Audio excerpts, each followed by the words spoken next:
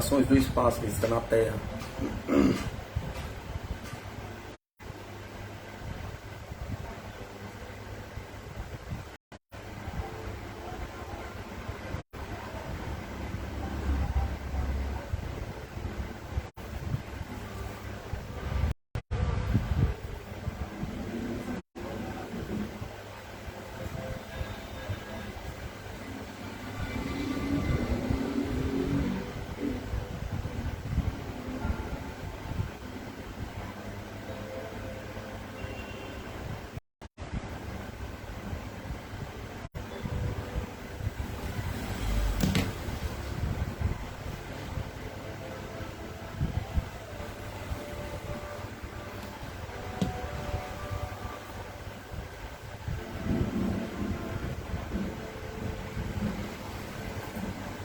A hipnose em Barney Hill.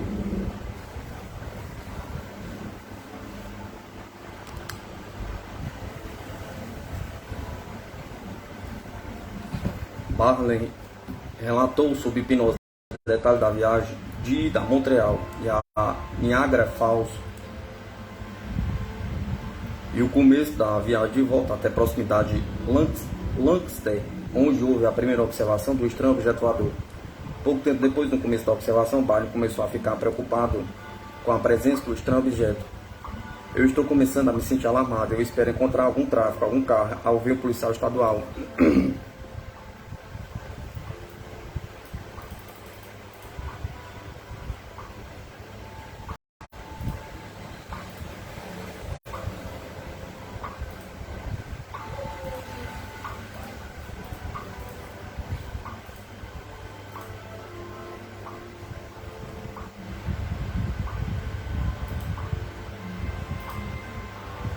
O depoimento do marido já foi, agora é o da esposa. A hipnose de Betty Hill.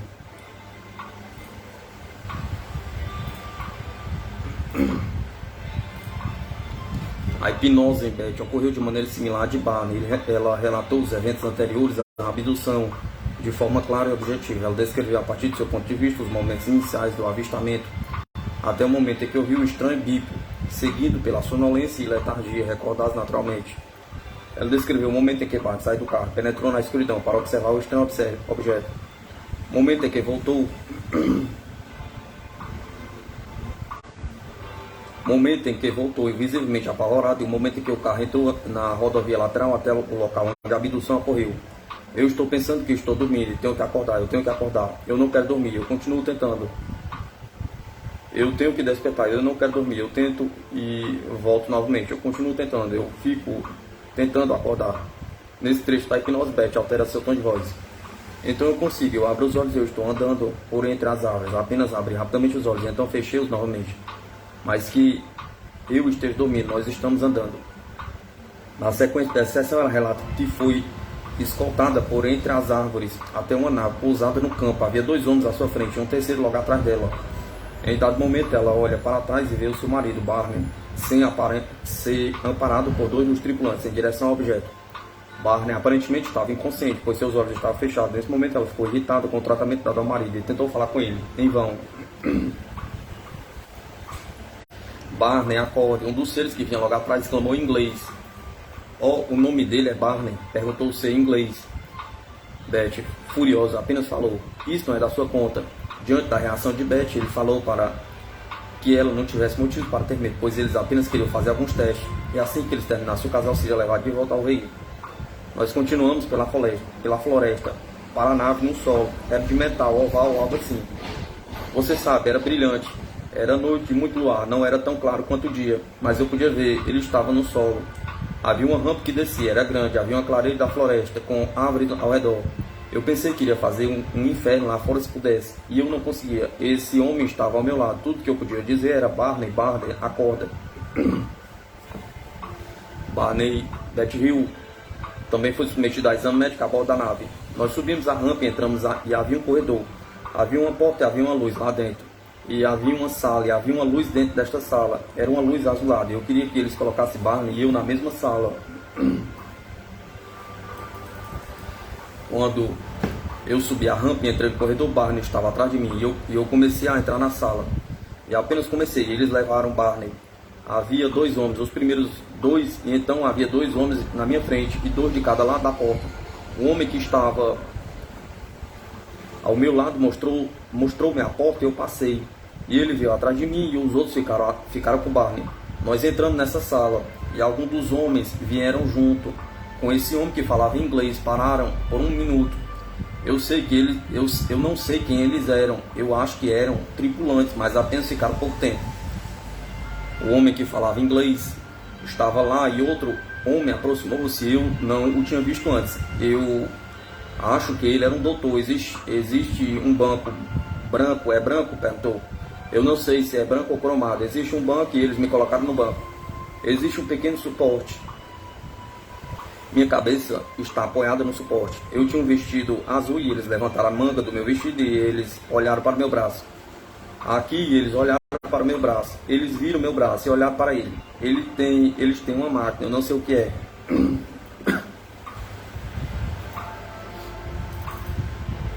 Eles trazem a máquina e colocam isso. Eu não sei que tipo de máquina é, algo como um microscópio, apenas um microscópio com lentes grandes. E puseram eu tenho a ideia de que eles estavam obtendo fotografia da minha pele. E eles olharam através desta máquina aqui e aqui. E então eles falam, eu não sei, eu não conseguia entender o que eles estavam dizendo. Então eles pegam algo como um abridor de cartas, mas não era. Eles rasparam meu braço. Aqui, eles rasparam e viram algo parecido com pele. Você sabe, quando quando sua pele fica seca e escamosa, às vezes, com pequenos pedaços de pele, pergunta. Eles colocaram algo com um pequeno pedaço de celofante plástico, algo parecido, e eles colocaram o que saiu no plástico. O examinador abriu meus olhos e examinou-os com uma luz. Ele abriu minha boca e olhou minha garganta e meus dentes e olhou minhas orelhas. E depois ele colocou algo como cotonete e colocou na minha orelha esquerda. Ele colocou isso em outro pedaço de material. O líder pega isso, enrola e coloca em uma gaveta. Aí então ele sente meus cabelos e depois a parte de trás do meu pescoço. Eles tiraram fios do meu cabelo, puxando-os para fora e entregaram para o chefe que os envolve e coloca na primeira gaveta. Então ele pega como que parecia uma tesoura, eu não sei o que é, e em seguida corta um pedaço do meu cabelo aqui. Eles cortaram um pedaço dele e entregaram a ele. E então ele sente meu pescoço através de meus ombros, ao redor da minha clavícula. E então tiram os sapatos e eles olham para os meus pés e minhas mãos. Eles olham para minhas mãos e ele traz a luz é muito brilhante e de alguma forma eu não sei, meus olhos não estão abertos, eu ainda estou um pouco assustado demais, eu não estou particularmente interessado em olhar para eles. Assim eu tento manter meus olhos fechados, em seguida eu os abro, você sabe, não é a toda hora. Fico um pouco aliviado ao não olhar para eles. Fechei os olhos e ele pega alguma coisa e passa por debaixo da minha unha. E então ele pega alguma coisa, eu não sei, provavelmente uma tesoura de manicure ou algo assim, e ele corta um pedaço da minha unha. Eles olham para os meus pés todos, eu não acho que ele signifique qualquer coisa para eles, eles apenas sentem os dedos dos pés e tudo mais. Essa foi a primeira fase de teste da que Betty foi submetida. Aparentemente esse teste inicial tinha por objetivo mapear as diferenças entre os sistemas nervosos de Barney e Betty. Finalizando essa etapa, os abdutores pediram que Betty tirasse seu vestido. Antes mesmo que ela pudesse fazer isso, um dos tripulantes puxou o guia do zíper do vestido e o puxou para baixo da cintura. E nesse momento ela ficou apenas de sutiã e calcinha. O examinador ordenou que ela deitasse em uma mesa de exame. Ela deitou-se de costas e o examinador aproximou-se com um conjunto de agulhas. Em cada uma destas agulhas havia um dispositivo fino. Com estas agulhas, o examinador tocou ao longo da coluna vertebral de Betty, logo atrás das orelhas, em diversas áreas de sua cabeça, braços, pés, abdômen, axilas. Esse exame era totalmente indolor. Em seguida, o examinador inseriu uma agulha no umbigo de Betty, num aparente exame de laparoscopia, técnica que não existia à época do caso. Durante o momento em que Betty revivia esta situação sob hipnose, ela demonstrou grande agitação. O Dr. Simmons decidiu então encerrar a sessão de hipnose, tirá-lo do transe hipnótico. Era uma agulha longa, eu poderia dizer que A agulha tinha de 10 a 15 centímetros de comprimento, talvez mais. Havia um tubo anexado a ele e não o deixava muito longo. Beth declarou posteriormente que a dor sentida era mais intensa do que a produzida pela inserção de uma agulha. Parecia que se ela fosse esfaqueada com uma faca. Beth relata ainda que, diante de tanta dor, o líder que se fazia presente o tempo todo passou a mão em seu teste e a dor simplesmente sumiu. Após as análises médicas, o examinador saiu da sala e ele ficou em companhia do líder, com a qual conversou em inglês. Este explicou a Beth que apenas alguns tipos de exame poderiam ser realizados, pois havia apenas um único fisiologista a bordo. Beth pediu ao líder alguma coisa que servisse de prova para seu relato. O líder disse que, para se ela olhasse em volta, talvez encontrasse algo que pudesse levar. Ela encontrou um livro escrito em caracteres estranhos e o líder consentiu que ela o levasse consigo como prova da sua experiência. Pouco depois, Beth perguntou ao líder de onde eles vinham. E assim eu disse que eu perguntei de onde ele era. Eu sabia que ele não era da Terra e eu queria saber como ele chegou aqui. Ele me perguntou se eu sabia coisas sobre o universo e eu disse-lhe que não sei praticamente nada, mas quando eu estava na escola fomos ensinados de que o Sol era o centro do universo e que existiam 9 planetas, e depois, mais tarde, claro, nós fizemos avanços. Após isso, o líder atravessou a sala e puxou um mapa de uma abertura na parede e perguntou a Beth se ela já havia visto um mapa semelhante. Ela foi até o mapa e inclinou-se para observar melhor. Tratava-se de um mapa alongado, com vários pontos de tamanho variado, espalhados pela tela. Entre estes pontos havia linhas retas e curvas, unindo-se aqui e ali. Beth então perguntou onde estava seu lar. Em resposta, o líder perguntou a Beth onde estava seu lar no mapa. Beth riu e disse que não sabia. O líder respondeu: se você não sabe onde você está, então não há motivo para dizer de onde eu sou. Feito isso, ele recolocou o mapa em sua posição original na parede. Em dado momento da conversa, o exame de outros tripulantes, o examinado e outros tripulantes do aparelho entraram na sala em vivida excitação. De repente, há um barulho no corredor e alguns dos homens entram. E com eles está o examinador, todos parecendo muito animados. Ele então perguntou ao líder: qual é o problema? Aconteceu alguma coisa com Barney? O que é isso? É algo a ver com Barney? O examinador abre minha boca e começa a verificar os meus dentes e fica puxando eles para fora. Eu lhes pergunto: o que estão tentando fazer? O examinador disse, Beth rindo muito. Ele disse que não conseguia entender porque os dentes de Barney saem para fora e os meus não. Beth então explicou que quando pessoas adquirem uma certa idade, seus dentes são refeitos a partir de próteses deitadoras, acrescentando que a dentadura de Barney faz necessário por ferimentos adquiridos durante o combate na Segunda Guerra Mundial. Ao falar sobre pessoas de idade avançada, Beth despertou a curiosidade dos tripulantes do objeto, que a questionaram sobre o processo de envelhecimento e a contagem do tempo na Terra. Líder: o que é a idade avançada? O externo perguntou. Beth: bom, isso varia, mas quando uma pessoa se torna velha, ocorrem mudanças, principalmente físicas. Líder: bom, o que é a idade? Pergunta. O que se entende por idade? Pergunta. Beth: é o período de vida que a pessoa vive. Líder: quanto tempo é isso? Perguntou. Beth: eu acho que o espaço de tempo pode ser de 100 anos, mas pessoas podem morrer antes disso. A maioria das doenças são acidentes, esse tipo de coisa. Assim, eu acho que a idade está próxima de 65 ou 70 anos. Então o líder explicou para Beth que ele não compreendia a contagem de tempo ou o processo de envelhecimento. Beth explicou que o processo tinha a ver com a rotação da Terra, a posição dos planetas, a estação do ano, mas que não poderia fazê-lo entender.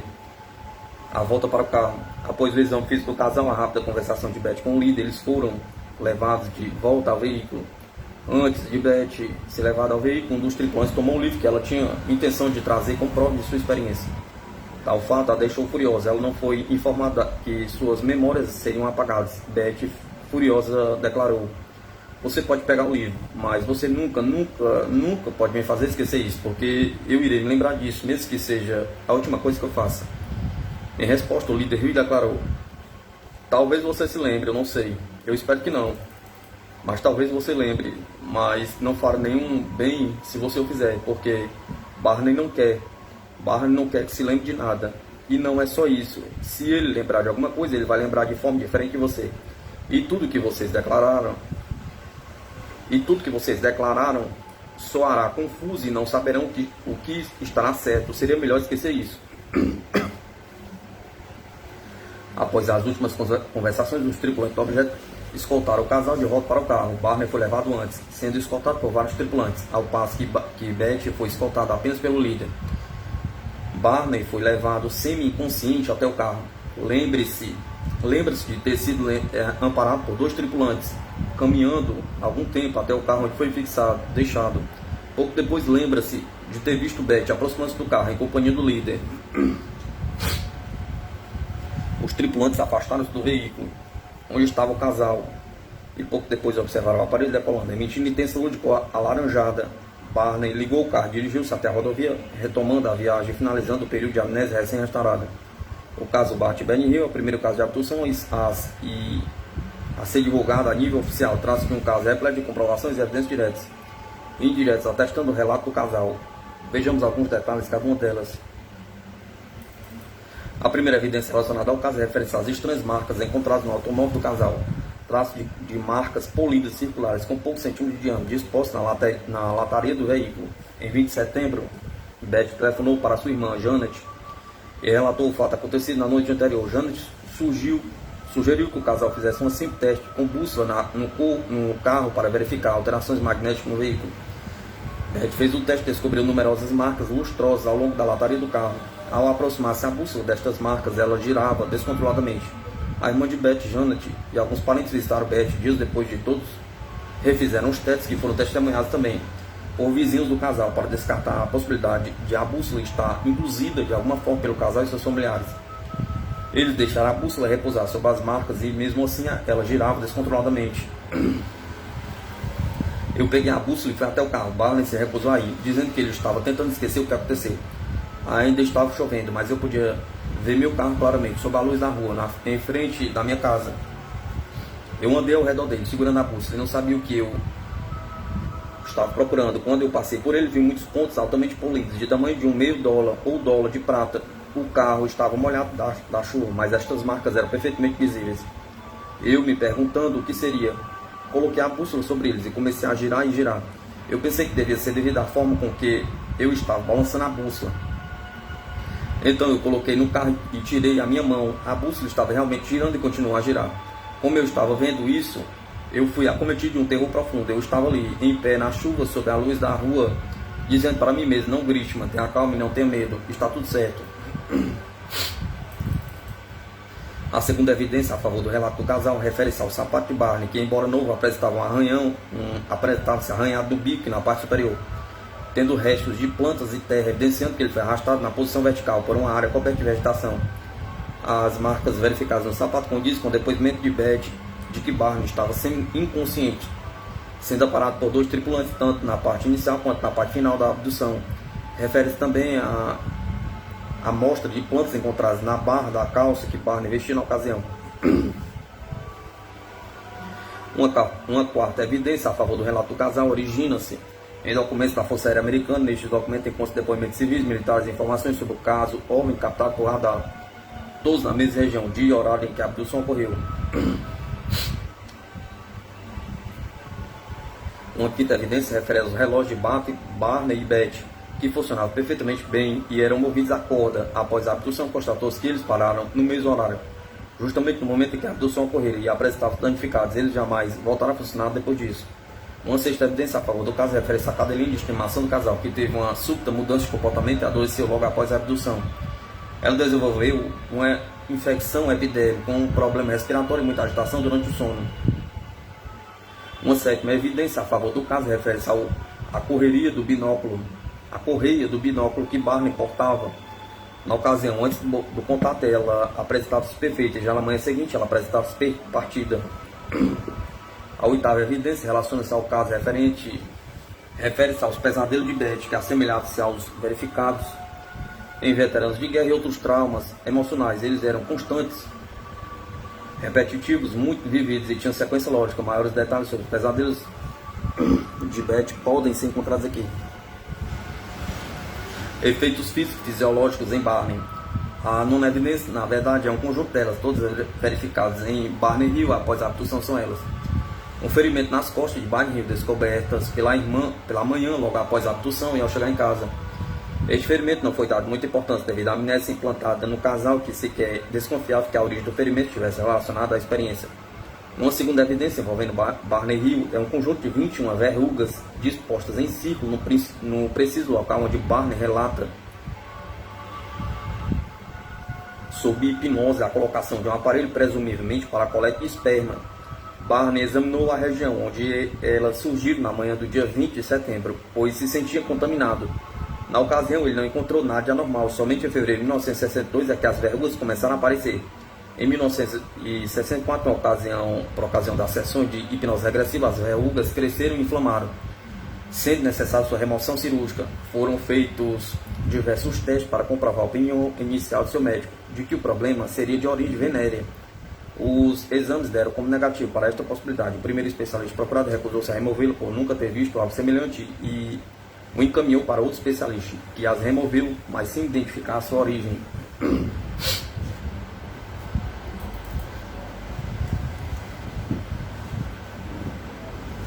A terceira evidência envolvendo Barney Hill é uma úlcera decorrente de estresse que acometeu Barney na semana seguinte ao contato. A úlcera não foi decorrente apenas da experiência da abdução, mas foi determinante em seu surgimento. A décima evidência a favor do casal é a relação entre os testemunhos de Barney e Betty Hill, tanto antes quanto durante o mesmo depois da hipnose, onde observa-se contradições em seus depoimentos. Cada um deles descreve a experiência vivida a partir de seus sentidos, sem a menor contradição entre os relatos, em qualquer período feito.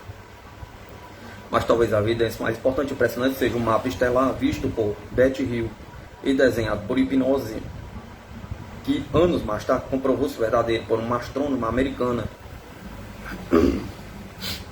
Tal conjunto de evidências, comprovações diretas e indiretas, bem como os estudos nelas realizadas, coloca neste caso um dos mais sólidos casos da ufologia mundial, sendo referência no estudo de outros casos de abdução. Por ocasião da sua abdução, em 19 de setembro de 1961, Betty Hill usava um vestido azul de acetato que foi usado pela primeira vez na viagem do casal e ainda não havia sido lavado. Ao chegar de viagem, Betty retirou o vestido, dobrou e guardou em seu armário, onde ficou por 3 anos. Ele apresentava-se rasgado. Se Betty quisesse utilizá-lo novamente, deveria mandar a restaurá-lo. Entretanto, Betty esqueceu-se do vestido e só lembrou de verificá-lo em meados de abril de 1964, por ocasião das sessões de hipnose regressiva com o Dr. Simon. Ao chegar em casa, ela pegou o vestido e resolveu jogá-lo fora. Felizmente, pouco depois mudou de ideia e decidiu pendurá-lo no varal. Ao fazer isso, constatou que o vestido estava muito manchado por uma substância rosa, especialmente ao longo da gola, em torno das mantas, na parte superior do copete. Ao examinar melhor o vestido, ela percebeu que a parte da costura da bainha estava rasgada, fazendo cair para baixo, e o forro do lado direito do vestido estava rasgado de cintura aos pés. A costura acima do zíper também foi seriamente danificada. Em 1977, o pesquisador Leonard Stringfield, diretor das relações públicas da Dubious Chemicals em Cincinnati, Ohio, se ofereceu para realizar análises no vestido de Betty na Universidade de Cincinnati. A análise foi realizada sem que os técnicos soubessem a história envolvendo o vestido, nem sua propriedade. A análise ficou pronta em meados de agosto do mesmo ano. Uma das análises realizadas a partir do raio-x fluorescente revelou que o vestido havia traços de sódio, enxofre, cloretos e silício. As duas principais substâncias podem ser encontradas no vestido, mas cloretos e silício não deveriam ser encontrados na amostra. Outro teste realizado foi o de espectroscopia de emissão, que revelou que havia grandes quantidades de sódio, alumínio, ferro e magnésio presentes no tecido, além de pequenas quantidades de manganês, cálcio e silício. A análise do misterioso pó rosa revelou que era composto de hidrocarbonetos orgânicos indeterminados. Posteriormente, outros testes adicionais foram realizados. Um novo teste de raio-x fluorescente revelou que havia diferença na composição elemental entre a parte da frente e a parte de trás do vestido. Uma outra análise retirou 2 pedaços quadrados de aproximadamente 6,5 cm, uma da parte da frente e outra da parte de trás do vestido. Ambas foram colocadas em solução concentrada de ácido nítrico misturado com ácido sulfúrico, onde dissolveram. Após isso, a solução resultante da análise foi por espectroscopia de emissão, onde foram detectados traços de cobre, cálcio, silício, magnésio e ferro em ambas as amostras. Vários métodos foram testados e utilizados para tentar reproduzir a mancha encontrada no vestido. Foram utilizados a seco e a molhado, principalmente cloro, ácidos diversos, tratamento básico, a luz ultravioleta, a lâmpada solar. Nenhum dos métodos conseguiu reproduzir a mancha observada no vestido. O método que chegou mais perto foi o tratamento à base de ácido, mas ele ficou branco descolorado e não avermelhado. Um outro cientista que desejou permanecer anônimo realizou a análise do vestido e concluiu que o mesmo não tinha qualquer traço de pólen, um material micro-orgânico do tipo esporos, embora seja provável que a origem da mancha seja biológica. A química analítica Philips Bunge, da BP Amocon, também realizou a análise do vestido. Na época, ela tinha 35 anos de experiência na indústria química e na análise química. Ela, entre novembro de 2001 e outubro de 2003, ela realizou numerosos testes em amostra do vestido. Ela concluiu que as áreas manchadas foram revestidas com material biológico proveniente principalmente de proteínas e uma pequena quantidade de óleo natural. Esta proteína atacou as fibras e o corante nas amostras do tecido, resultante em descoloração e deixando a estrutura das fibras mais flexível. As análises indicaram que as proteínas não têm origem em Betty Hill, tendo vindo com certeza de uma fonte externa. A análise de pH revelou que a área manchada tinha um teor mais elevado de ácido do que as áreas não manchadas. Na análise microscópica, ela encontrou traços de poeira doméstica, pele de animais, fibra de outras roupas, entre outras coisas, indicando que o mesmo esteve guardado durante longo tempo. A análise espectral infravermelha também indicou a presença de proteínas na área manchada, com a maior ação na área externa do que interna, confirmando que as proteínas tiveram origem externa. As análises de extrato de hexano e de água revelaram que áreas manchadas produziram uma quantidade maior de material solúvel do que as áreas não manchadas, além de uma certa quantidade de óleo natural. Os extratos da água foram particularmente interessantes. Eles tinham um baixo peso molecular e, quando agitados, produziam espuma, sugerindo a presença de substâncias com propriedades semelhantes ao do detergente. Isso não ocorria com amostras não manchadas. Outro detalhe curioso encontrado nesta análise é um odor fétido encontrado em todos os extratos da água das amostras manchadas e que estava ausente em amostras de tecido não manchados. Com todos esses testes realizados, Bunge especulou que a origem dos anos das manchas verificadas no vestido durante sua abdução. Beth descreveu um odor desagradável a bordo do aparelho, ao qual ela não pôde identificar.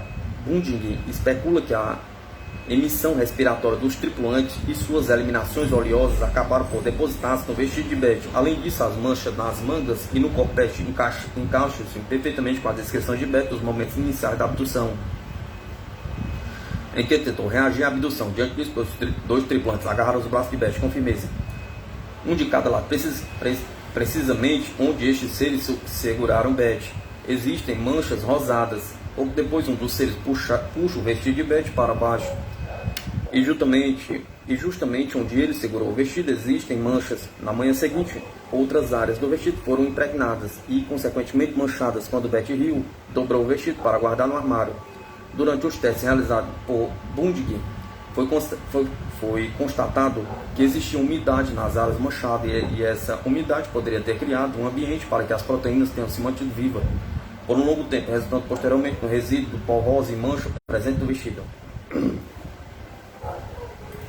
Bunge contou com a colaboração de um especialista em bioquímica que realizou análise de DNA nas amostras de tecido e no sangue de Betty Hill. Essa análise encontrou 3 depósitos de material com DNA. O primeiro encontrado na parte de cima da manga esquerda, identificado como sendo uma alfa-protobactéria. O segundo encontrado na área da axila do vestido, identificado como sendo de Barney Hill. E o terceiro encontrado na parte da frente do vestido, cuja origem é incerta, podendo ser de um ser humano ou um animal terrestre, mas algo perfeitamente natural e seguido padrão terrestre. O último teste foi realizado no Pinelândia Biophysics Laboratório de Michigan para verificar as substâncias encontradas na área manchada do vestido teriam propriedades germinativas. Para isso, as amostras foram encharcadas em água e depois foi aplicada a semente de trigo colocadas em papel umedecido em placas de Petri. Nesse estudo, constatou-se as sementes irrigadas com água provenientes das amostras manchadas germinaram e cresceram com maior rapidez do que naquelas irrigadas com água provenientes das amostras não manchadas. Em 7 dias, essas plantas estavam significativamente maiores que a amostra do controle. Os testes foram repetidos, desta vez comparado com amostras irrigadas com água convencional, e os resultados se repetiram. As plantas irrigadas com água provenientes das amostras de tecido afetadas cresceram no ritmo muito mais rápido, enquanto as outras amostras cresceram no ritmo convencional. Os danos provenientes das análises envolvendo vestido azul de Beth são mais uma comprovação a favor do relato do casal Hill, que contra a sua vontade foram levados a bordo de um disco voador, onde passaram por exames fisiológicos. Sua experiência ainda hoje surpreende e chama a atenção das mais variadas pessoas de todo o planeta. Um dos ramos mais interessantes da pesquisa ufológica confere-se ao estudo dos tripulantes dos diferentes aparelhos catalogados pela ufologia. O caso Barney e Betty Hill, neste aspecto, fornece detalhes importantes para montarmos o quebra-cabeça envolvendo este nebuloso aspecto do fenômeno OVNI. As informações de Barney e Betty Hill nos oferecem foram obtidas através de hipnose regressiva, com exceção da lembrança consciente de Barney, quando este parou o carro e aproximou-se do objeto para observar melhor. Nesta ocasião, ele pôde ver um dos tripulantes na janela, a bordo do objeto, olhando detidamente, e um outro de costa, operando algum instrumento. Sua descrição inicial, sem hipnose, é influenciada por experiências anteriores que Barney teve ao longo de sua vida.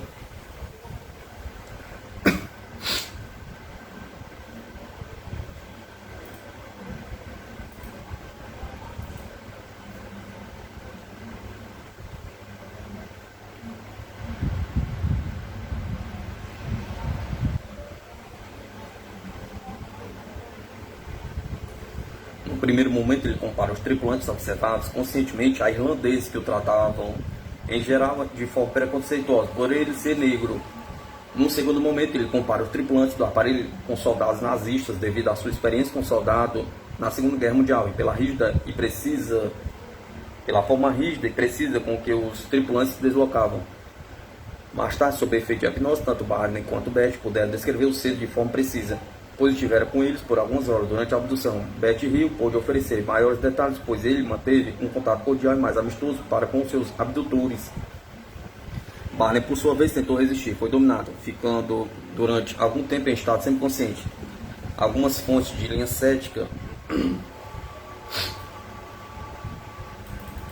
trazem detalhes anatômicos um pouco diferentes daquelas encontradas em outras fontes. Em geral, eles descrevem os tripulantes do aparelho como tendo pouco mais de 1,5 m de altura, com peitos largos, nariz comprido, pele acinzentada, lábios azulados, cabelos e olhos pretos. Seu vestimento é descrito como azul acinzentado. Dentre esta descrição é baseada nos pesadelos de Betty Hill e não estão totalmente de acordo com as lembranças vividas de Barney, nem com as descrições obtidas por meio da hipnose com o casal. É curioso a forma como os detalhes completam o caso Hill. A descrição precisa dos tripulantes do OVNI, sua curiosidade científica em relação a nós, a semelhança, as diferenças, o desenvolvimento dos fatos levaram mais perguntas do que respostas. O que podemos apurar disso tudo parece ser a ponta de um gigantesco iceberg. Vejamos, por exemplo, a característica física desses seres apresentada na tabela anterior. Observe-se uma classe similaridade entre o biotipo alienígena e o biotipo humano. Cabeça com 2 olhos, um nariz, uma boca, dois membros superiores, 2 membros inferiores. Na verdade, é exatamente o que deveríamos esperar de um povo capaz de realizar uma viagem interestelar. Betty Hill, após as sessões de hipnose regressiva com o Dr. Sim, mergulhou de cabeça na pesquisa de casos de abdução que começaram a surgir por anos que se seguiram. Ela acreditava na possibilidade de termos antepassados em comum com os alienígenas que nos visitam, ou então eles mesmos seriam nossos antepassados. Ela acredita ainda na possibilidade de que o mundo deles tivesse escassez de água, luz e alimentação, obrigando-nos a pesquisar novos mundos numa busca para resolver seus problemas. Essa busca os leva a planeta em condições diferentes daquelas de seu mundo de origem. Isso parece encontrar força em certos aspectos do depoimento do casal. 2 exemplos disso são encontrados logo no começo da abdução, onde os tripulantes do aparelho aproximam-se com um andar arrastado, como se eles tivessem dificuldade de locomoção no ambiente terrestre. Ainda no lado de fora, um dos tripulantes abriu a porta e puxou a respiração, como se sentisse falta de ar momentânea. A julgar pelos detalhes, seu mundo possui uma gravidade ligeiramente menor que a terrestre, e com a composição atmosférica diferente da nossa. Outro ponto curioso a ser observado é a aparente hierarquia entre os tripulantes do objeto. Betty Hill os identificou como o examinador, o líder e o pequeno homem, além dos outros tripulantes. O examinador, identificado pelo líder como sendo um fisiologista, era o encarregado das análises biológicas do casal. Os outros tripulantes prestavam auxílios eventuais durante os procedimentos que se seguiram. O comportamento destes era de viva curiosidade e muitas vezes de surpresa diante dos fatos e dados obtidos mediante a análise. O líder era um intérprete e o único a manter longa comunicação com Betty. Foi ele quem apresentou o mapa abduzido e questionou-a sobre o aspecto da vida humana, sociedade, etc. Havia também um homem pequeno que transmitiu insegurança, hostilidade e medo a Betty. Este ficava o tempo todo por perto, como que inspecionando o que era utilizado como uma aparente autoridade sobre tudo e todos. Ele continua me olhando, quero chutá-lo por causa da maneira como está olhando para mim. Ele me faz sentir medo. Se eu chuto, ele vai saber que eu não tenho medo dele. Este tripulante foi o mesmo que impediu que Betty Hill trouxesse um livro como prova de sua experiência de abdução. Quando fez isso, olhou para Betty com aparência zangada e com um comportamento autoritário. Betty suspeitou que aquele com a qual ele manteve conversação, chamou de líder, era apenas um intérprete. E que talvez o verdadeiro líder seja este outro tripulante. As comunicações entre os tripulantes e o casal também são interessantes para descrever a vocalização de seus abdutores. Suas bocas se movem, eu posso vê-lo.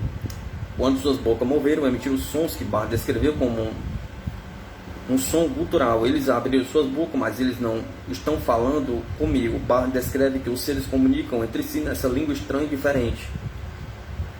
Betty descreveu a vocalização de forma semelhante. Ele fez um som, eu não consegui entender em inglês. A tripulação faz diferentes sons, como murmurando. Na verdade, eles não murmuravam como nós murmuramos. O líder, o examinador, não murmurava como o resto da tripulação. Elas pareciam como palavras, como sons de palavras. Ela não conseguiu identificar o idioma que usavam, entendendo apenas quando o líder falava diretamente com ela. Ela também entendeu algumas poucas vezes como ditas pelo examinador.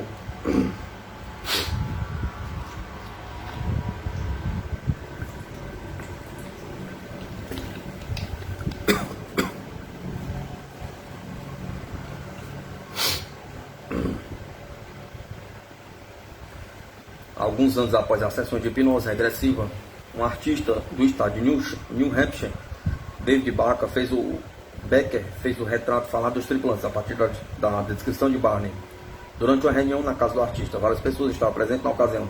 Durante a confecção do trabalho, apenas Barney Hill permaneceu na sala, fornecendo informações. Com o término do trabalho, o artista mostrou o retrato falado a Barney, que reagiu com visível emoção à figura. Pouco depois, o artista apresentou o retrato a Betty, que de início se afastou, dirigindo-se até o outro lado da sala, andando em círculo por algum tempo. Em seguida, para sobre uma janela visivelmente abalada. O mapa estelar de Betty Hill é um dos detalhes mais famosos e conhecidos a respeito deste caso clássico da ufologia mundial. Entretanto, pouco sabe como ele chegou até nós e por que sua existência é tão importante. Em primeiro lugar, vamos lembrar como foi o momento em que o líder mostrou a Betty o mapa estelar. E assim eu disse que eu perguntei de onde ele era. Eu sabia que ele não era da Terra e eu queria saber como ele chegou aqui. Ele me perguntou se eu sabia alguma coisa sobre o universo e eu disse-lhe que não sei praticamente nada, mas quando eu estava na escola fomos ensinados de que o Sol era o centro do universo, que existiam 9 planetas. E depois, mais tarde, claro, nós fizemos avanço. Após isso, o líder atravessou a sala e puxou um mapa de uma abertura na parede e perguntou a Beth se ela já havia visto um mapa semelhante.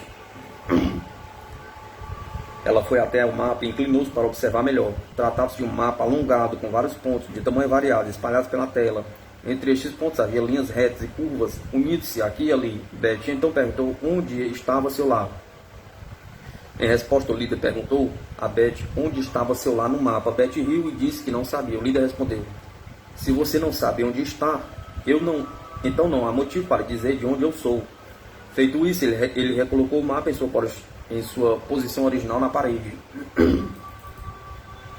A abdução do casal se deu na noite de 19 de setembro de 1961, sendo que a investigação do caso começou já na manhã seguinte. As sessões de hipnose regressiva só tiveram início efetivo no ano de 64. Ocasião em lembranças sobre o mapa estelar vieram à tona. Ao longo destes anos, vários pesquisadores cientistas atuantes se interessaram por aspectos científicos do caso. Major Fish, professor de uma escola elementar e astrônoma amadora, leu o livro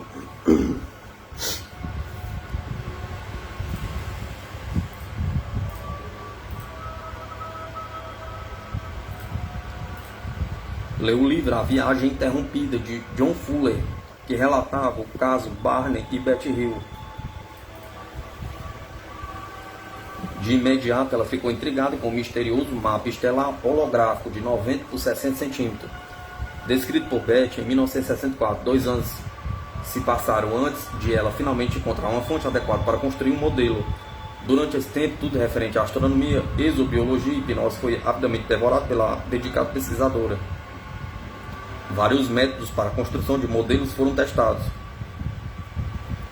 assumindo que das 15 estrelas presentes no mapa, uma delas deveria ser o nosso Sol, e que todo o mapa deveria se encaixar em estrelas próximas. Ela começou a desenvolver o modelo em agosto de 1968. Todo o processo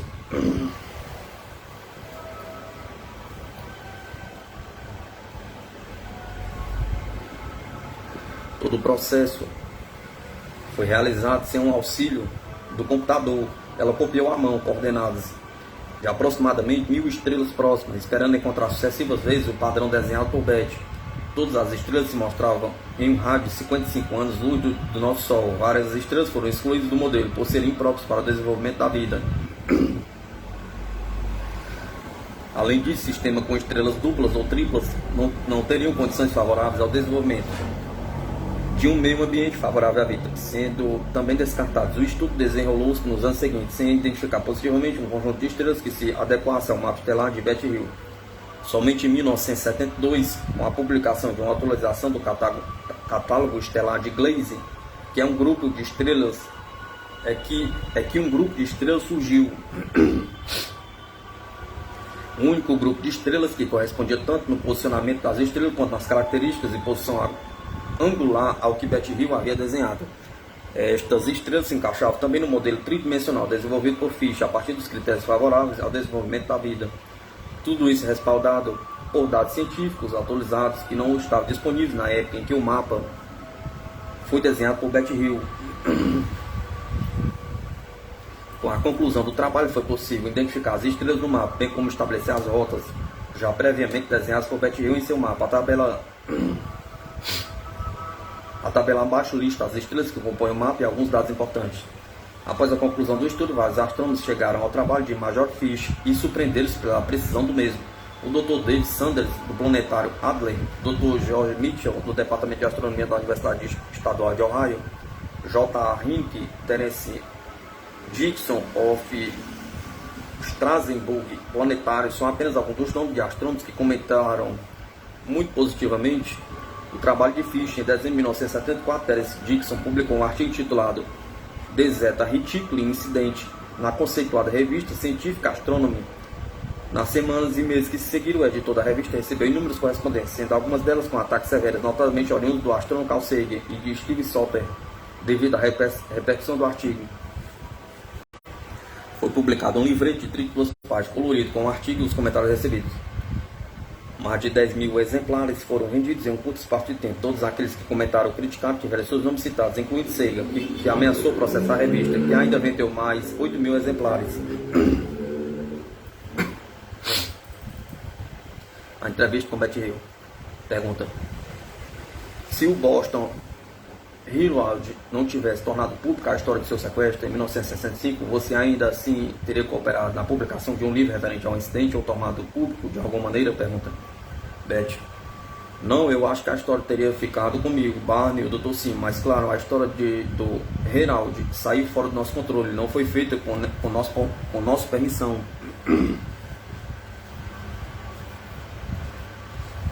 Pergunta: depois de quanto tempo deu o seu sequestro? Depois de quanto tempo, depois de seu sequestro, vocês voltaram à estrada procurando OVNIs ou outra prova de sua experiência? Pergunta Betty. Desde o princípio começamos a voltar àquela mesma estrada, procurando e tentando encontrar alguma explicação para o que tinha acontecido. O que nós estávamos omitindo? Pergunta: você mantém um caderninho cheio de anotações de avistamento de OVNIs de todos os tipos. Entretanto, você está sempre só quando tais avistamentos acontecem, ou você já levou observadores com você? Pergunta Betty. Tenho levado todo tipo de pessoas. Por exemplo, Jim Voltrot, do canal 9 de Manchester, New Hampshire, Veio à noite e teve um excelente avistamento. Tanto que ele filmou um OVNI, mais tarde mostrou o filme na TV. Pergunta. Você se sente de alguma forma privilegiado por ter visto OVNIs tantas vezes? Pergunta. Beth. De alguma forma, há pessoas por todo o estado de New Hampshire que tiveram avistamentos, mas eu só ponho mais tempo na coisa e sei o que procurar. Acho que a paciência é a chave de tudo. Vou a vários lugares numa média de 3 vezes por semana. E usualmente gasto cerca de horas numa esticada dessas. Pergunta. Como se explica que não haja relato de OVNIs mais oficiais de pilotos, por exemplo? Beth. Se você se decide a contar que viu um OVNI, você é levado a sentir-se extenuado só de pensar que você terá de passar um monte de perguntas em entrevista e preencher um monte de papéis no seu próprio tempo. Ademais, torna-se um caso ímpar. E quem quer ser levado ao ridículo? Pergunta.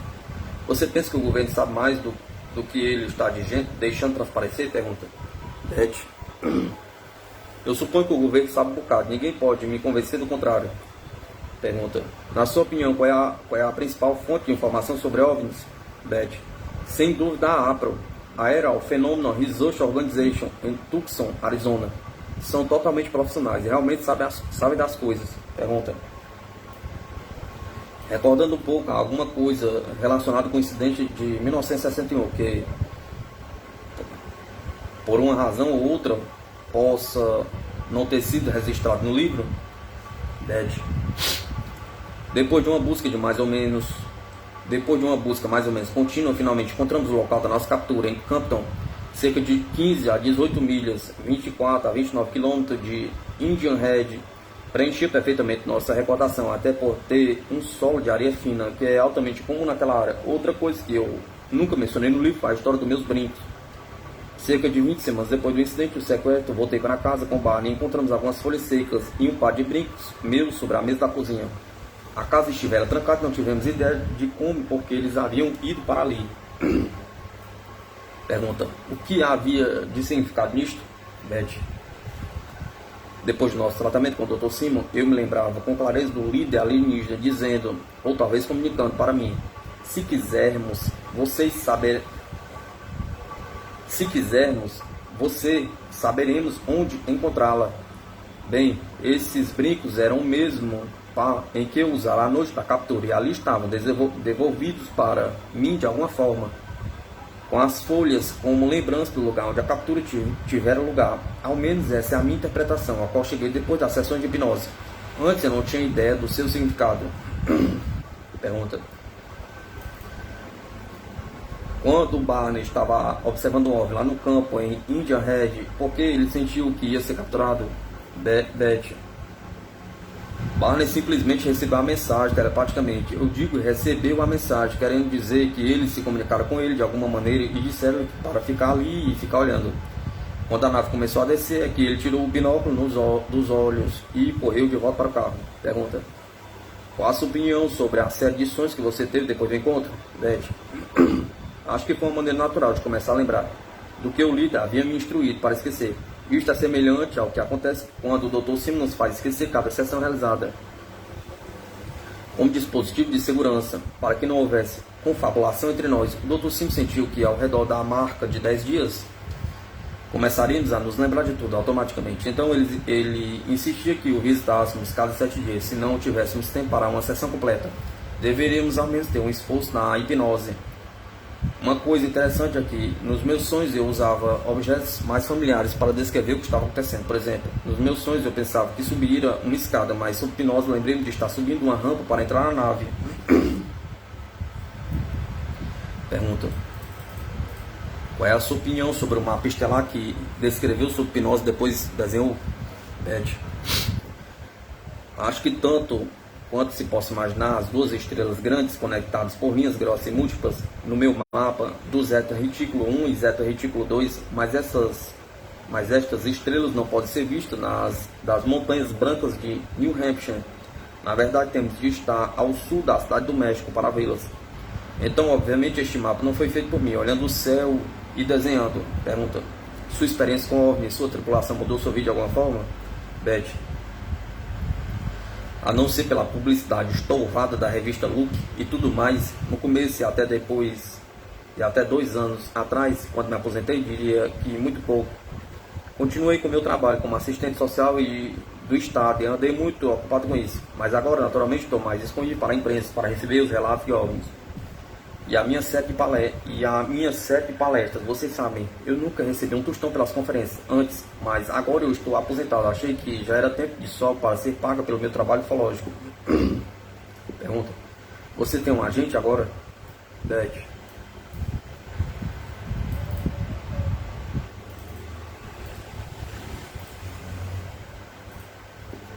sim, sou representado pelo programa Corporate of America, a sede é em Hartsdale, estado de Nova York, e eles estão mandando para lugares como Poway, em Wilmington e Centralia, Washington, um monte de lugares. Até gravei um especial para a TV australiana.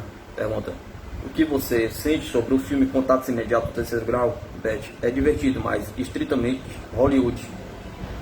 Eu acho que o filme jogara muita gente fora dos trilhos que se esperava ver, topos de montanha iluminados e tudo aquilo.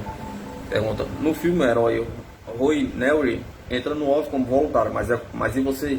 Pergunta: se você tivesse a oportunidade de ver esses extraterrestres de novo e a chance de entrar na nave, você teria medo? O que você faria? Beth: eu não faria nada disso. Eu acho que ninguém com qualquer quantidade de juízo faria também. Absolutamente não.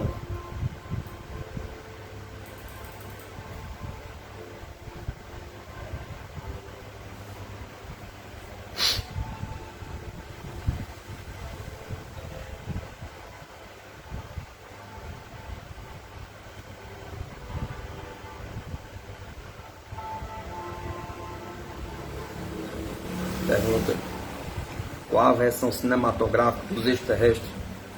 Que tal a versão cinematográfica dos extraterrestres? Beth: a cabeça estava próxima da minha descrição, mas os corpos pareciam frágeis. Quanto aos dedos, bem, quem quer que desenhou as mãos deveria frequentar o curso de anatomia, são um pouco ridículos. Pergunta: finalmente, o que você achou da nave mãe do fim do filme? Beth: exagerado, iluminado e grande demais, somente uma invenção da imaginação de alguém. Simplesmente não acontece daquele jeito. O caso Barney e Beth Hill foi o primeiro caso de abdução divulgado a nível oficial, embora outros tenham ocorrido e até mesmo sido investigados antes da ocorrência deste caso. Este incidente é um divisor de águas da ufologia mundial devido ao seu caráter inédito. Pelo menos naquela época, o caso sofreu pesadas críticas de diversos setores da sociedade, que sob os mais diversos pretextos colocavam em dúvida a veracidade do caso e muitas vezes as comprovações a ele associadas. À primeira vista, parece que nem mesmo os céticos se entendem em relação ao caso, pois existem várias explicações, ou tentativas de explicações, de alguns detalhes do caso.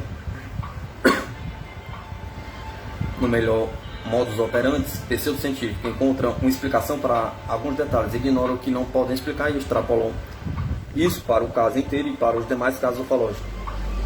Stanton Friedman e Callen Marden resumem muito bem esse método de ação em seu livro Captured: The Beth and Barney Hill UFO Experience. O que o público não sabe, eu não vou dizer a eles.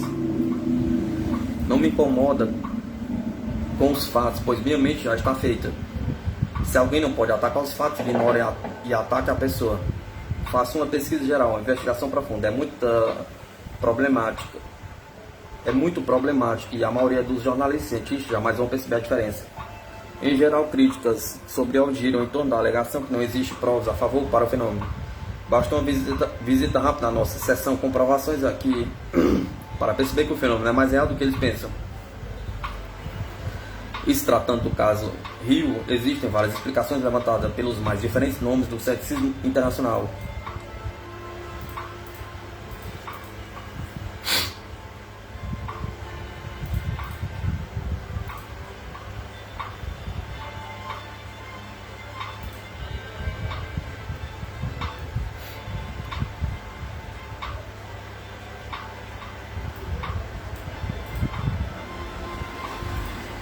Os primeiros a se manifestar em relação ao caso foi Philip Glass, em seu livro UFO Indefinite.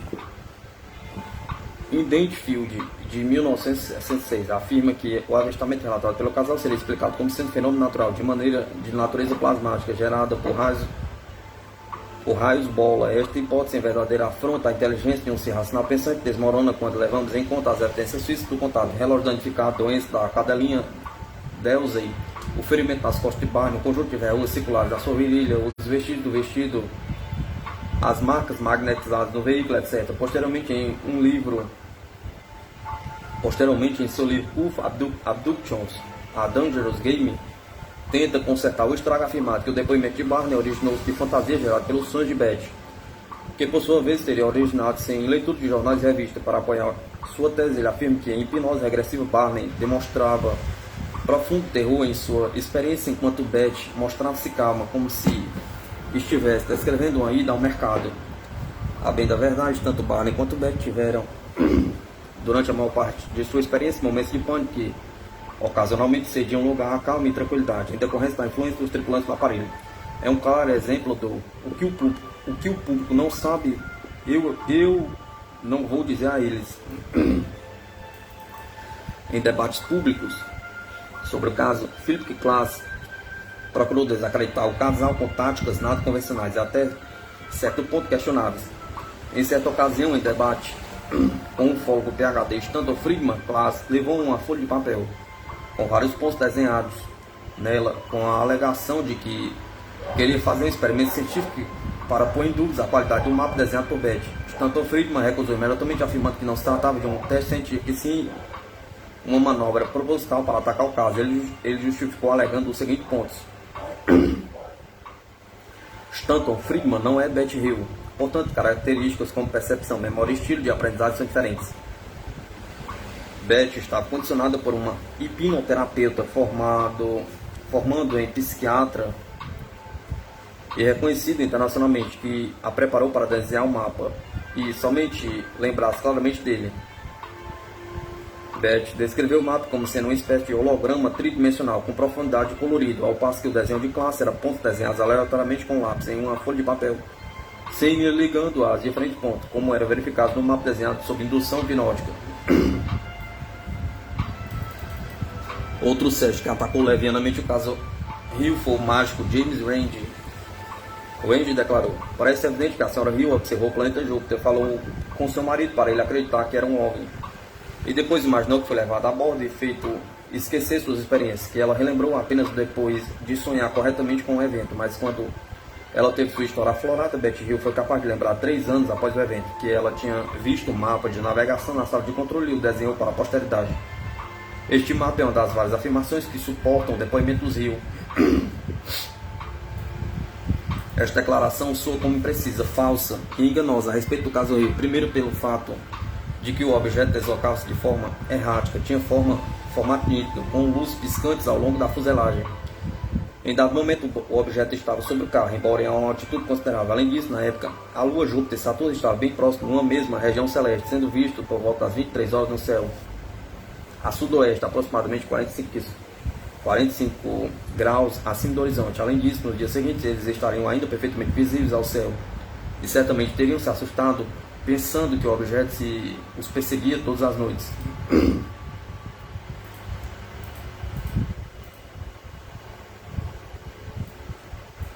Outro ponto a se considerar é porque apenas na mesma região da divisa de Lincoln e Concord, em New Hampshire, houve relatos de avistamentos com a mesma descrição básica. Porque na Califórnia não houver avistamentos do mesmo tipo? Pergunta. Porque na França, Itália e Brasil não houver também? Pergunta.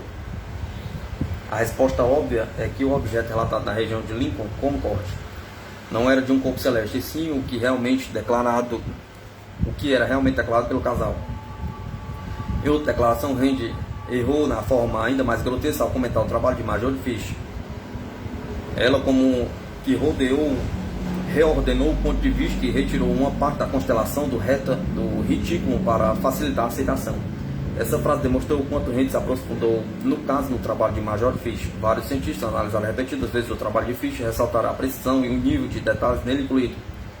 Randi ignorou o fato de que Fish montou 25 modelos precisos em 3D da nossa vizinhança galáctica. Alguns modelos com até 250 estrelas O modelo final realmente tinha estrelas da constelação Stada, mas tinha também estrelas de outras constelações próximas, e foi extremamente isso que Fisher produziu. Aquilo que era mostrado no mapa que ela viu a bordo do aparelho. Um grupo de psiquiatras, certa vez, alegou que o relato de Barney e Betty Hill era fruto de alucinação gerada por estresse induzido pelo fato de formarem um casal interracial, sofrendo, portanto, preconceito diverso.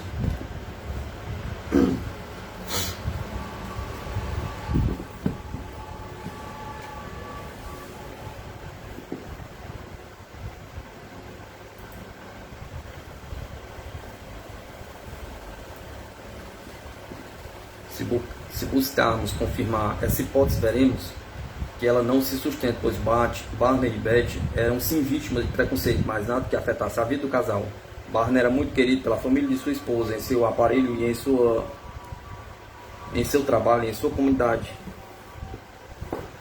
recebendo menções honrosas por seu trabalho social. O próprio Dr. Simon, durante sua fase de investigação, constatou que a alucinação estaria no fim da fila de possíveis explicações. Além disso, simples questionamentos já colocam essa hipótese em xeque.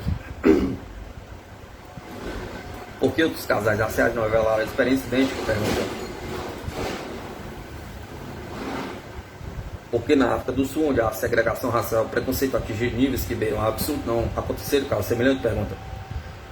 Um dos maiores críticos do caso foi o cético Martin Kuttmeyer, do The Committee for Skeptical Inquiry, em artigo de 1990, o intitulado Entirely Ubri Disposed. Kuttmeyer sugere que a memória de Barney revelada sob hipnose teria sido influenciada pelo episódio Bello Shielder da série The Water Limits, que foi apresentado 2 semanas antes na primeira sessão hipnótica de Barney Hill. Ele declara: olhos oblíquos são uma raridade extrema em filmes de ficção científica. Conheço apenas um exemplo. Apareceu em um alienígena de um episódio de uma série de televisão antiga, The Water Limits, intitulado The Shield Belero. Uma pessoa familiarizada com o esboço de Barney em uma viagem interrompida e o esboço feito em colaboração com o artista David Becker vai encontrar um Frisian déjà vu subindo a espinha nesse episódio. A semelhança é muito estimulada pela ausência de orelhas, cabelo e nariz em ambos os aliens. Poderia ser, por acaso? Pergunta. Considere que Barney descreveu o desenho primeiro dos olhos oblíquos durante a sessão de hipnose, datada de 22 de fevereiro de 1964. The Shield Belero foi transmitido pela primeira vez em 10 de fevereiro de 1964. Apenas 12 dias separam as suas distâncias. Se a identificação for admitir a generalidade dos olhos oblíquos na literatura da abdução, se deve a forças culturais. Mas ainda resta a velha pergunta que incomoda a quem tem medo da realidade. E as evidências e comprovações a favor do caso, como fica? São perguntas para as quais Martin Kuttmeyer não tem respostas. Aliás, Kuttmeyer sequer conseguiu provar que Betty e principalmente Barney tenham visto o episódio. Na época em que o episódio foi ao ar, Barney trabalhava à noite. Quando não estava trabalhando, geralmente eles estavam envolvidos em atividades assistenciais. Um ataque mais recente foi realizado pela psicóloga PhD doutora Susan Clancy, da Universidade de Harvard. Em sua crítica em relação ao caso Hill, ela ignorou detalhes importantes do caso, jamais mencionou o mapa estelar ou qualquer coisa ou qualquer outra evidência envolvendo o caso, ou se refuta em todos os detalhes um caso, ou não se refuta nada. Betty tinha visto uma estrela brilhante que parecia estar perseguindo-lhes. Nervosos, eles saíram da estrada principal e entraram em estradas secundárias da região, chegando em casa 2 horas mais tarde do que o esperado, declarou Susan. Ela cometeu o mesmo erro do mágico Randy, afirmando que o objeto avistado era uma estrela. Ignorou os movimentos descritos pelo casal e pelas testemunhas adicionais. Ignorou o registro radar obtido na ocasião. Ignorou que o objeto foi observado de binóculos e as evidências adicionais. Outras alegações da doutora Susan envolvem filme de ficção científica sobre ufologia que Betty havia lido antes da hipnose. Mas ainda assim ignora as evidências já mencionadas e o fato de que os depoimentos do casal são bem diferentes do que vemos no cinema ou literatura ufológica da época. Uma simples visita aos seus colegas cientistas que já haviam investigado o caso seria suficiente para ela pudesse fazer uma pesquisa mais apurada e correta em relação ao caso. Seja qual for a explicação utilizada, as hipóteses explicativas aceitas no meio cético deixam grandes lacunas. Detalhes importantes, muitas vezes ignorados em nome de uma aparente explicação final que nada explica. É importante saber reconhecer certos fatos, por mais impressionantes, desconcertantes e inexplicáveis que sejam. Como dizia Claude Bernard, a ciência sempre deve se colocar em guarda contra a superstição e a credulidade, mas não devemos refutar os fatos, somente porque eles nos parecem extraordinários e inexplicáveis. Investigadores do caso: Walter Webb. Webb era professor-chefe do Rand Charles Planetário em Boston, Massachusetts. Ele graduou-se em Mount Union College em 1956, com bacharel em Ciências Biológicas antes de prosseguir na carreira astronômica. No início de sua carreira, ele trabalhou com o Dr. J. Allen Hynek no projeto Blue Book no Observatório Astrofísico Smithsonian em Cambridge, Massachusetts, onde trabalhou no programa de rastreio de satélite como assistente geral. Depois do lançamento da Sputnik 2, o Webb atuou operador de câmera no topo do Monte Haleakala, em Maui, Havaí. Embora Webb tenha investigado OVNIs desde 1952, foi através de sua associação com Henry que ele desenvolveu uma intensa curiosidade sobre a análise científica dos dados a que Henry teve acesso. Isto levou Webb a filiar-se à NICAP e a desenvolver uma estreita amizade com o diretor adjunto interino Richard Hall. Mais tarde, Webb atuou como diretor assistente do planetário Rand Charles em Boston e como consultor de astronomia para a NICAP e mais tarde para a Mutual UFO Network. Em 1994, a Center for UFO Study o nomeou como associado de pesquisador sênior. Ele trabalhou por 32 anos no Rand Charles Planetário.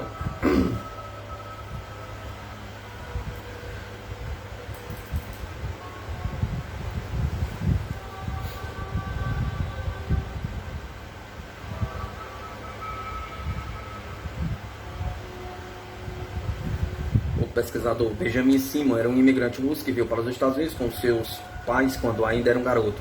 Ele completou seu bacharelado na Universidade de Stanford em 1925, recebendo mestrado em Química na mesma instituição em 1927. 4 anos depois, ele recebeu um doutorado em Medicina pela Escola da Medicina da Universidade de Washington, onde desenvolveu interesse em hipnose em 1922. Quando ainda na graduação, foi hipnotizado em uma experiência do Departamento de Psicologia da Universidade de Johns Hopkins. Em 1934, durante sua residência de psiquiatria, usou a hipnose pela primeira vez como procedimento terapêutico. Em 1942, ele era consultor do neuropsiquiatra dispensário geral em Nova York, onde recebeu treinamento no uso médico de hipnose. Ainda durante a Segunda Guerra Mundial, ele serviu como tenente-coronel do Exército Americano e foi condecorado com a Medalha do Exército, a American Campaign Medal, e mais tarde com a Medalha da Vitória. O Dr. Benjamin Simon fundou o Centro Psiquiátrico no Hospital Geral de Mason, em Long Island, Nova York, o Centro Médico Psiquiátrico do Exército Americano durante a Segunda Guerra Mundial. No seu auge, o hospital tinha 3.000 leitos psiquiátricos, onde eram atendidos soldados em situação de estresse de combate e pós-traumático. Ali, através da hipnose, o Dr. Simon amenizava os sintomas característicos do estresse pós-traumático. O sucesso deste trabalho foi tão grande que deu origem ao documentário intitulado Let There Be Light for John Huston. O Dr. Simon foi conselheiro técnico durante as gravações e demonstrou o uso efetivo da hipnose no tratamento de neurose histérica, incluindo paralisia, cegueira e amnésia. Ele também demonstrou como se processa a recuperação da memória associada a eventos traumáticos envolvidos em períodos de amnésia. Após recuperar as lembranças envolvendo a origem de alguma trauma, ele removia quase de histeria. Nesse processo, alguns resultados foram notáveis. Um soldado declaradamente cego, após ser hipnotizado, relatou o impacto de ver seu melhor amigo ser morto em combate. Após a sessão, sua visão estava normal. Em outro caso, um soldado aleijado psicogeneticamente em campo de batalha voltou a caminhar. Após deixar o exército, o Dr. Simon abriu um consultório particular em neuropsiquiatria, além de lecionar na Universidade de Harvard e Allen, além de desenvolver atividades em hospitais psiquiátricos em vários estados americanos. Major Fish, a mulher que desvendou o mapa estelar de Betty Hill. Major Fish nasceu em 19 de setembro de 1932 em Cleveland, Ohio. Ela graduou-se em Sociologia pelo Runyat College em Huntington, Pensilvânia, 1954, formando-se com louvor de junho de 1962 a agosto de 1964 ela especializou-se em ensino infantil, em Elementary Education, em Bowling Green State University, em Bowling Green, Ohio. Ela ensinou durante anos em escolas elementares no estado de Ohio. Seus hobbies eram variados: leitura, fotografia, arte, carpintaria, jardinagem, artesanato, música, antropologia, civilização antiga, botânica, mitologia, psicologia, zoologia e principalmente astronomia. Ao tomar conhecimento do caso, Hill desenvolveu um estudo sobre o mapa visto por Betty a bordo do aparelho, conseguindo identificar as estrelas envolvidas. O modelo tridimensional por ela desenvolvido para este estudo é ainda hoje utilizado pelo Departamento de Astronomia da Universidade Estadual de Ohio.